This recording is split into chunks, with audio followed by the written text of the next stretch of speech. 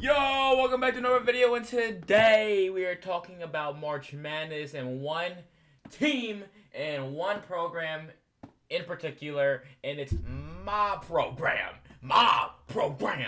the University of Connecticut, the men's and the women's team, and why there's a genuine good chance that both teams can walk out with the national championship this year.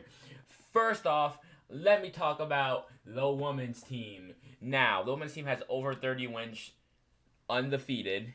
They haven't they haven't lost a game in over a year. And they're coached by Gino with stars like Sarah Strong, Sarah Williams, KK Arnold. We got Azzy Fudd, the princess. Don't even get me started on all of these players that can go off for the women's team and have continued to go off in the women's team. And there's a reason why they're undefeated, and there's a reason why they'll continue to be undefeated throughout March Madness until they go to the very end of the finals of March Madness and win once again another national championship, adding a 13th ring into Gino's case, which is just crazy. Sarah Strong will have 2 championships in 2 years, being a sophomore, and just will continue to get those rings. Sarah Strong and Azzy Fudd will cement themselves as some of the best players in the league. Is that the word I want to use? In their conference, in college. Best women's basketball players in college, 2 of them. Sarah Strong will continue to be in the program. Azzy Fudd will go off to the league. Maybe we get drafted by the Dallas Wings. I'm branching off here besides March Madness, though. But my case is that I don't need to speak for the women's team because they go out and win every single night they play. And not even in close fashion either.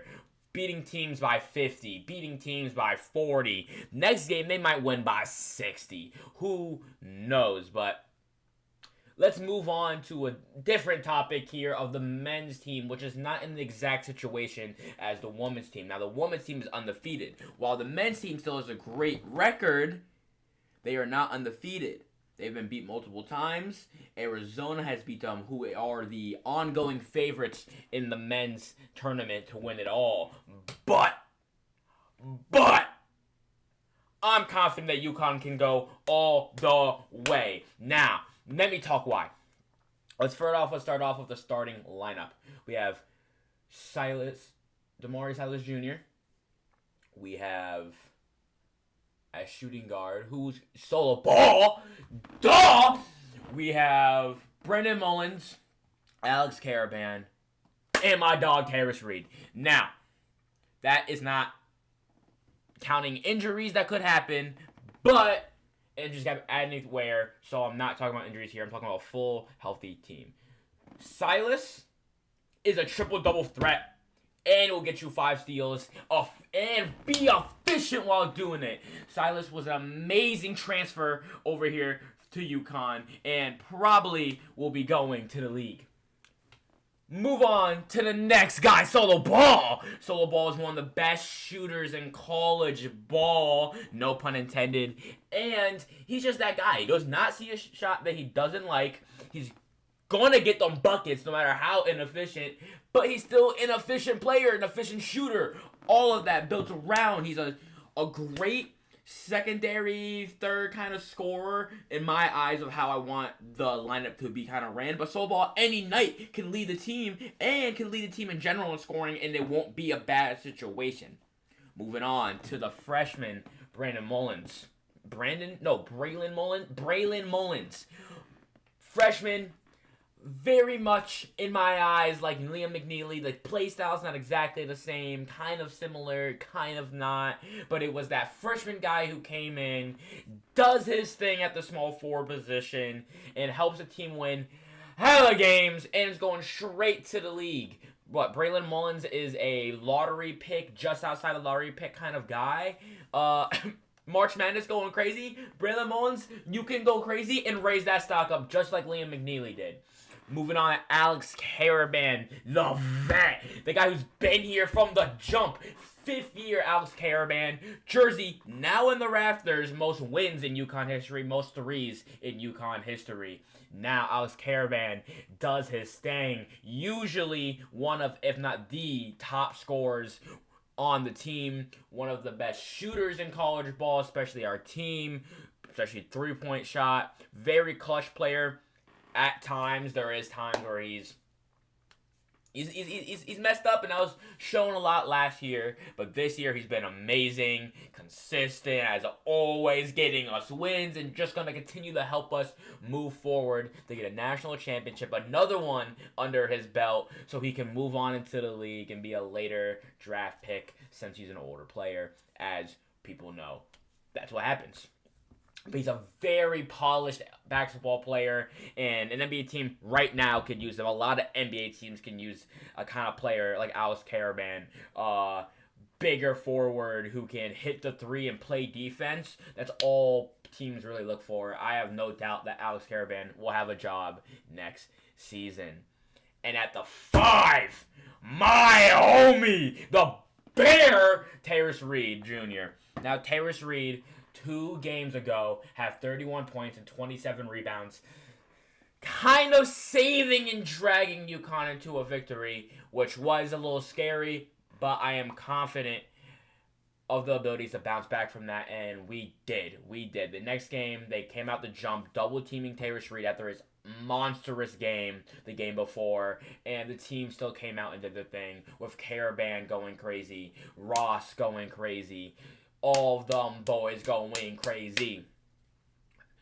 Tarris Reed is one of the best defensive big men in college ball. He's one of the best rebounders in college ball, and he's one of the more dominant forces in college ball. Tarris Reed I have high hopes for Tarris Reed and his strive to get to the league. Now, Tarris Reed is another one of those players like Caravan, who's a little older than other prospects, so he won't be drafted as highly. And Tarris Reed doesn't have the shooting ability where other big men top big men might have, and the way NBA wants to translate all players being able to shoot the ball. But Donovan Clingan is the perfect case on why Tarris Reed can translate into the league. I'm not going to get too much into this, but Donovan Clingan came from a UConn team from the same program and was not a shooting big. He was a defensive, dominant big man. He went into the league, got drafted to the Portland Trailblazers with more big men on that roster, and they could not shoot the ball. Donovan Clingan stretched out, brought his game farther, and added a shot, and now he's one of the better big man shooters in the league and one of the better big men in the league. I don't see why Tarris Reed can't do the same thing, and I know he can do the same thing. But let's move on to the bench unit. I'm not going to name all the names here, just some notable names, even though I've gone already, not in depth, but I've talked a little bit about other players already. I'm not going to go too crazy with every single player on the roster, even though every single player on the roster can go crazy any single night. But let's start off with Jalen Stewart. Now, this is saying, like I said, if everyone is hurt, if everyone is not hurt. I know people are healthy. I don't know the exact situations behind the scenes, but this is healthy. Jalen Stewart, who started a good amount of games in the regular season because of Tarris Reed's injuries, Jalen Stewart he's a dog. What can I say? He can catch a body anytime, get a rebound anytime, and he's going to play clutch time defense. Jalen Stewart is the perfect big behind Tarris Reed. Just add more energy at the position. Not saying Tarris Reed doesn't have energy, but when Tarris Reed gets out the game, we don't need momentum loss. We need a big man that's going to go out there and run.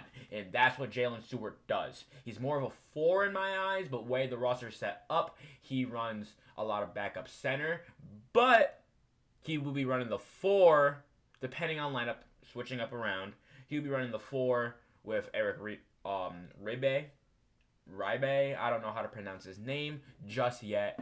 But tall center, great at boxing out, good at getting boards, can block a couple shots. Not as good as Tarris Reed, but he's definitely had games where he's shown that potential that he can be the next big man up. Jalen Stewart had to play big man minutes, but Ribe's progression as a big man on the UConn program has really shown that he can be that 5, and Jalen Stewart can run more of a forward pseudo big man kind of position. We also have the Ross brothers, Jaden Ross and Jacob Ross. Those guys, high energy defense, highlights. They're going to go crazy, and they're all-around players with a mainly slashing game. staying open while the rosters can also bring the ball up.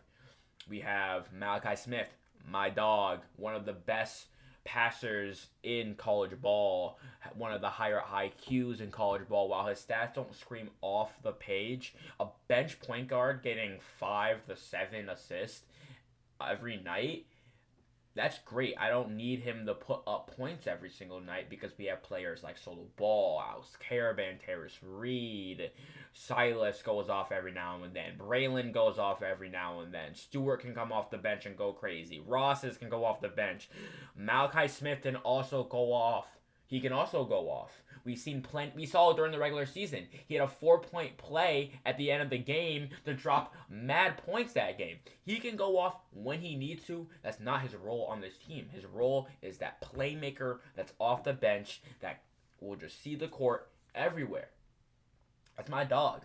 And he could also make his way to the league. There's a lot of guys here on this UConn roster, no bias, full bias to both of them, that can make it to the league. We're talking about maybe more than just a starting lineup getting drafted to the league. UConn having plenty of guys from their program in the last couple of years make it to the league. UConn notoriously isn't a huge school that makes it to the league. But recently, we've getting like 4 or 5 players almost every draft going through. We have players, obviously, the older players in the league, like Kemba Walker's not in the league anymore, but you know my point. Andre Drummond, Rudy Gay is not in the league anymore, but then we have the young guys, Donovan Kling and Stephon Castle. We have Jordan Hawkins. Just a bunch of players. Liam McNeil, who just went crazy on the Hornets G League team. All these guys in UConn, and we're about to add even more. I'm talking probably 3 to 6 UConn guys, especially seeing how March Madness might go. Now, why might UConn lose? Let's get the bias out of the side. Why might UConn lose?